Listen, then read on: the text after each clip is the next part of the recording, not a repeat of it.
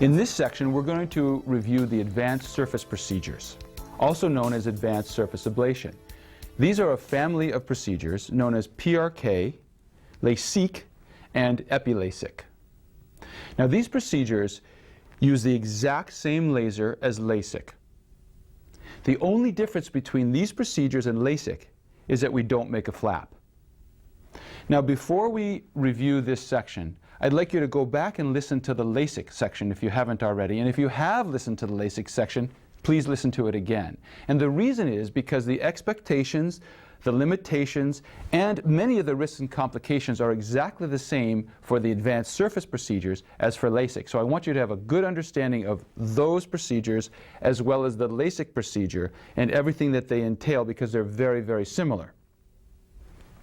Now, the reason why we're considering for you one of the advanced surface procedures is because either your cornea is too thin or the configuration of your cornea is such that it wouldn't be safe to do Lasek. It would not be safe to make a flap. Now, there are advantages and disadvantages to not having a flap. Again, the advanced surface procedures do not have a flap. The advantages to not have a flap is you can't have flap complications, which is great. There's no intraoperative complications such as buttonholes or tearing of the flap or losing the flap. And there can be no postoperative flap complications such as slipping of the flap or macrofolds or microfolds, because again, there is no flap. Now, the disadvantage of not having a flap is the fact that it takes about 4 weeks for the vision to get good in the eye after one of these advanced surface procedures, whereas in Lasek, the vision is good within a day or two. The vision after either PRK or Lasek or Epi-Lasik takes about a month, which is why we only do one eye at a time.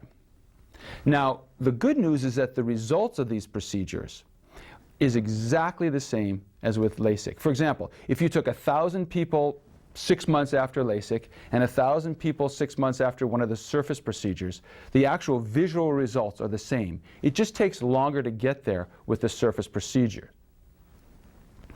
Now, these eponyms, PRK, Lasek, and Epi-Lasik, are basically minor modifications of the same thing.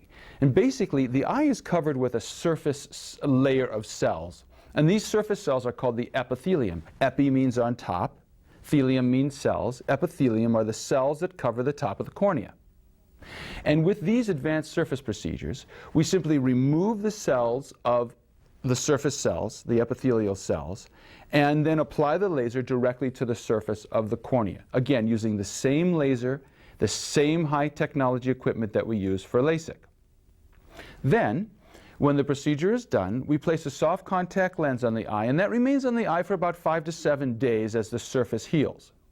Then at about 5 to 7 days, the lens is removed, and it takes about another 3 weeks for the surface to become very smooth again. So once the surface is smooth, your vision becomes good. That takes about 3 to 4 weeks, and that's why we actually only do one eye at a time, because it's hard to have blurry vision in both eyes. So when we do the first eye, you either wear your contact lens or your glasses in the eye that we don't do. Then, after about 4 to 6 weeks, when the first eye is well healed, then we go ahead and do the second eye, and you rely on your new good vision from your eye that we had just done. Now, in terms of the limitations and the realistic expectations of the results, essentially, as I said before, they're the same as Lasek. You have a chance of undercorrection or overcorrection or induction of astigmatism where no astigmatism existed before, which leads to the possibility of needing a touch-up, an enhancement.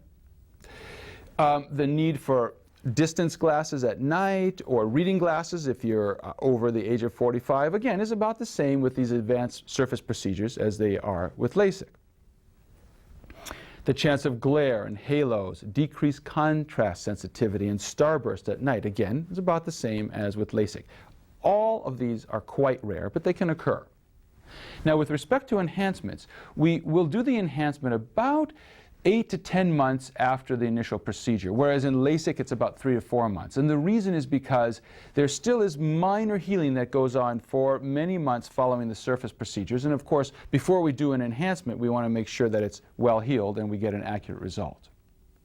Now, in terms of the actual risks and complications of the advanced surface procedures, the good thing is, as I said before, you cannot have any flap complications because you don't have a flap. The chance of infection is exceedingly rare, as it is in LASIK.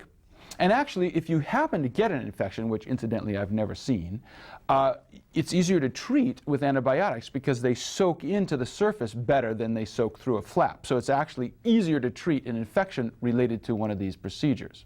Again, infections are very, very rare. One of the main potential side effects of these procedures, and this is particularly true of the higher degrees of nearsightedness, is the possibility of scarring on the surface of the cornea. And again, this is very, very rare now because since 1999 I've been using a medication called mitomycin C. Now, mitomycin C is an FDA-approved medication for cancer chemotherapy, but it's not FDA-approved for the use in laser procedures.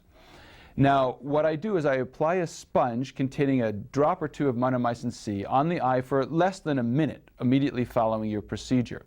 And what this does is it lowers the chance of developing a fibrin or a scar on the surface of the cornea. And in fact, I've done many, many, many thousands of procedures using the mitomycin C since 1999 with absolutely no side effects from the mitomycin C and no surface scarring.